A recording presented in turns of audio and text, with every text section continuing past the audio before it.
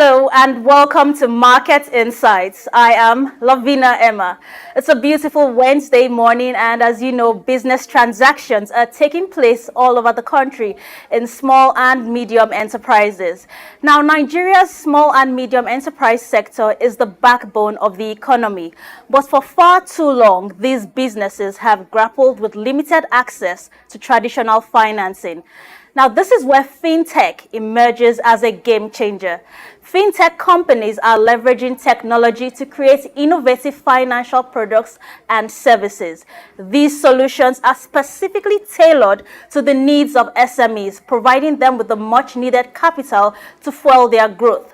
Now, the spectrum of fintech offerings is vast. It encompasses everything from mobile lending platforms to digital accounting tools, just to mention a few.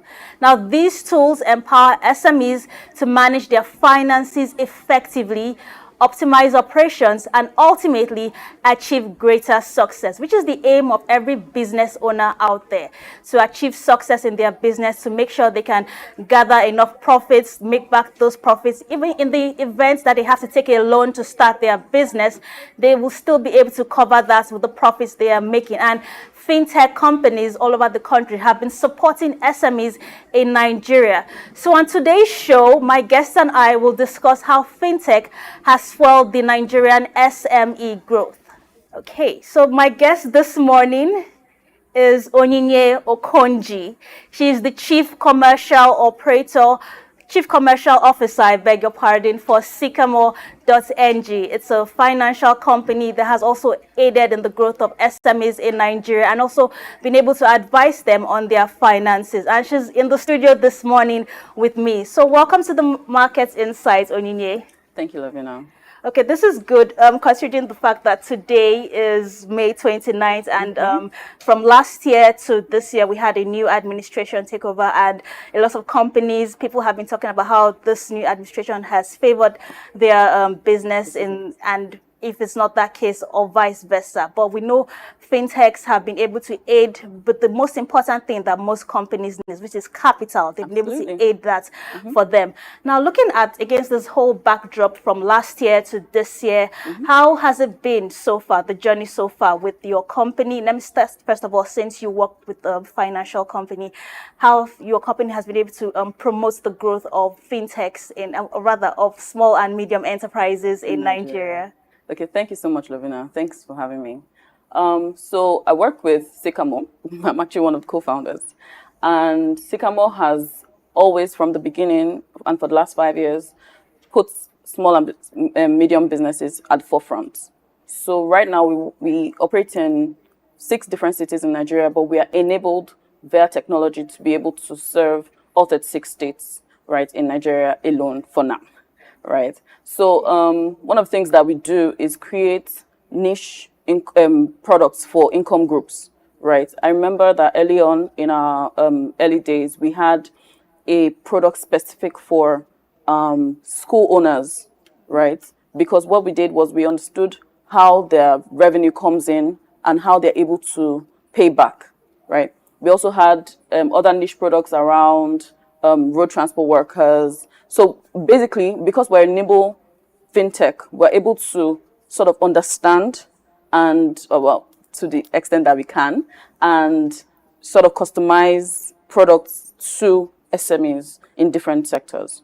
Okay, that's very good, actually. So I'm quite sure you receive a lot of these small businesses come to you for capital to start up their business, and you're able to advise them in the event that you can give a loan or provide the facility for them to get a loan.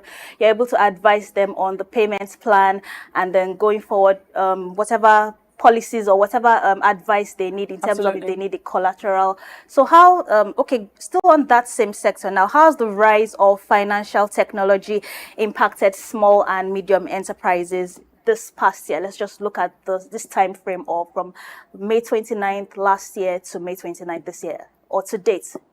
Okay, I'll put it in the context of, I mean, this is a fantastic question, because we're Nigerian focused today, right? Yes. So I'll put it in the context of Nigeria and introduce what SMEs and their real importance to Nigeria, the economy, right? So today there are over 40 million SMEs in Nigeria. These 40 million SMEs employ over 80% of the Nigerian workforce today and contribute over 50% to the Nigerian GDP.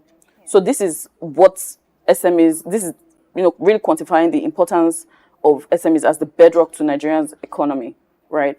So what's the impact on fintechs on these SMEs? I mean, there are so many positive and also negative impacts, right? The rise of many fintechs have given rise to a price drop in terms of access to loans, right? Prior to now, traditional banks would say, go and bring all sorts of quote-unquote stupid documentation and then give you at an exorbitant rate, right? But right now, you're seeing very friendly rates going to SMEs. There's also increased access to funding, which is the exact reason why Sycamore has come to play, right? Increased access to funding for SMEs. There's the also part of increased efficiency in terms of turnaround time, in terms of just being able to promote efficiency and convenience to the customer. So, for instance, in the past, right, we would have people leave their houses with documents, papers on papers of proof that I own the business, plus this is my cash flow and all of that, right, to go to a bank to go and beg for money. But now you are on your phone, or you are getting an SMS saying dial this USSD code to access a loan, or you go to a website, or you download an app. These are the positive impacts of being a fintech. In terms of even knowing your customer, because I mean, if you're under regulation, you'd have to abide by the rules, right? We're plugged in with BVN and NIN, so we're able to touch different data points to be able to really identify who it says we're talking to. Do you really own this company? What is the cash flow, right? So these are some of the positive impacts. On the negative side, because with all good comes small evil, right? Yes, certainly. On the negative side, we're still trying to really understand, right, the risks associated with SMEs, because there's a reason why a lot of the banks didn't touch them in the first place. What you don't understand, you really don't touch, right? So we're still trying to really understand what are some of these risks and how do we mitigate them. Because I'll give you an example of something that happened in 2019. I know you said last year, but it happened during the Okada ban, right? We had a product on the market. It was really targeted towards the road transport workers primarily. So we're saying, okay, these guys are cash liquid. They don't save. What it means is that they work, and the cash that they earn every day, they're able to, if they finish it that day, there's no sickness that will keep them on the bed the next day. They're going to have to stand up and go to work. So we said, okay, let's give these guys credit facilities, right? And then the Okada ban happened. Okada ban extended to the Koropes, to the small yellow buses, right? A whole product line was wiped out with that policy. So there's also the regulatory part of the negative impacts. So you are trying to really support these businesses and niche income groups, but there's government policies seem to be affecting. There are policies that affect, but there's also the understanding of the real revenue drivers of these businesses. And that's the consumers, the people who want to start their own business, the people who actually want to actually participate and take advantage of this service that not just your company, but other fintech companies offer. Yeah. Okay, we're still on that same line. Now, what are the biggest challenges that SMEs still face when trying to access finance? We know that, okay, let me just start with you first of all. Okay, so we live in a microeconomic environment that is volatile, is uncertain, is complex, and also very ambiguous. So you think that you have learned the way to do your business, and then something would come. With that volatility, it becomes a problem for studying a pattern to be able to lend to businesses. Because what we're doing is lending against your cash flow, right? So if there's no stable cash flow, even though you say that you are making money, we cannot really use that. There's no pattern per se. It's feast or famine, so we can't really do anything about that. That's one of the things. Recently, the MPR jumped to 26.25%. Thank you. this is the baseline for lending to anybody. So on lending to businesses would be on top of that, right? So really, those climbing rates affect SMEs to accessing funds because, I mean, really, how much are you making that you want to now pass everything back to in terms of interest rates? And there's a big knowledge gap. There's the fact that loans are available. There's monies in the banks for these SMEs. But there's also the fact that most people have disqualified themselves even before being pre-qualified. Is it a bank? No, I'm not going, right? So you have all those issues. And then I would add the gender discrimination. So you have a problem with, which is why financial inclusion is such a big ticket thing now, which is why a lot of VCs are saying we have to lend to a company that has a gender balanced board or gender balanced executive team, right? There's women who can take loans and repay, but they're disqualifying themselves because in the past, most loans and investments have gone to businesses that are predominantly owned by men. Okay. So that gender issue is something that, but okay, looking at all these challenges that you have mentioned, the gender issue, the high interest rates, the knowledge gap, like what have you done right there to educate people that, look, it's not all negative.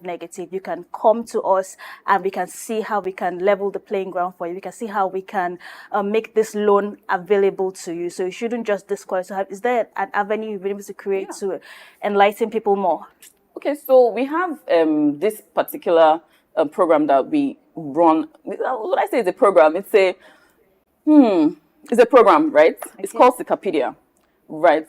Sycamore is taken from Encyclopedia and Sycamore and Encyclopedia. Okay. What we're trying to do is define terms and give you in bite sizes so that you can understand issues around finances, financial literature, literacy, and taking loans. Really taking loans, repaying them. So we put out a video every week on our social media handles and YouTube for people to just be able to, it's like 1 minute, 2 minutes, bite sizes, right?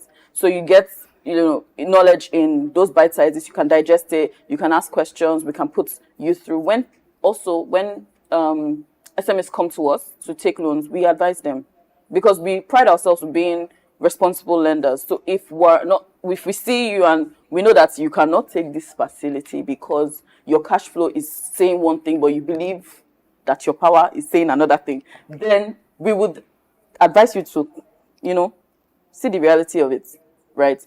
We'll tell you, oh, you know what, most of your monies need to go through your bank because that is how we would, this is the evidence that would have to be able to lend to you. Just information like that on a regular basis. We also have flexible repayment structures. So you come and you say, okay, I'm an SME, but my money doesn't come in every month. This is how my money comes in. We'll structure it.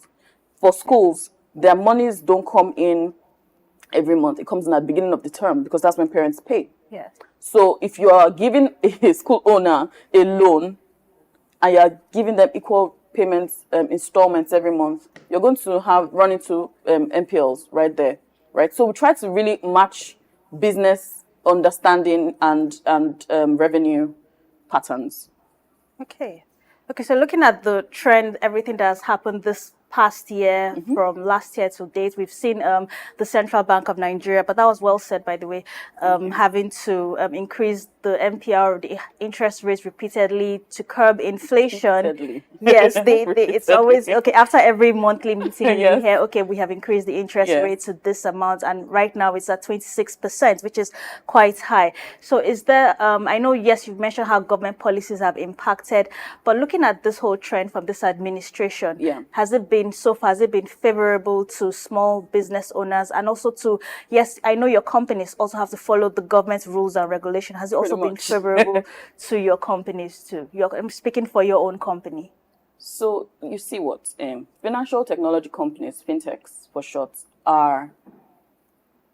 We promote financial services on a technology platform, right? So we're really just an enabler for financial services. If we're getting funds at a high rate. Those rates are passed on to the customer. Now you have players that have get their funding from outside Nigeria and they get it in bulk. So that's why a lot of these fintechs raise, right? But the truth is, you can only compete on price to an extent. So that pricing will still be passed to the customer. And the truth is, if you believe that your business is going to, yield the kind of returns that you're priding yourself on, then come apply and you get the money. Okay. Right. Okay, so before we round up this segment now, looking ahead, can fintech continue to better serve the needs of small businesses looking into the future now? Absolutely. Absolutely. That's the reason why every single day you hear of a new fintech. There's space. There's space for everyone. Fintechs are so fragmented and they're doing several different things. So for us, it's small ticket lending from 100 to 10 million, right? But some other people are playing on AI. They're doing data mining for these businesses. They're invoice financing, all sorts of things, right? So the future is looking good for in terms of fintechs enabling SMEs. And remember that these SMEs should really be the focus of the fintechs because they're the bedrock of the society. Okay, thank you so much for joining us this morning, Onyinye Okonji. It was a pleasure having you on the program, the Chief Commercial Officer of Sycamore, and how fintechs have been aiding in the growth of small and medium enterprises in Nigeria. And the journey so far, as Onyinye has said, has been very positive. It's been so good so far, and the future is very bright with this partnership between fintechs and SMEs in Nigeria.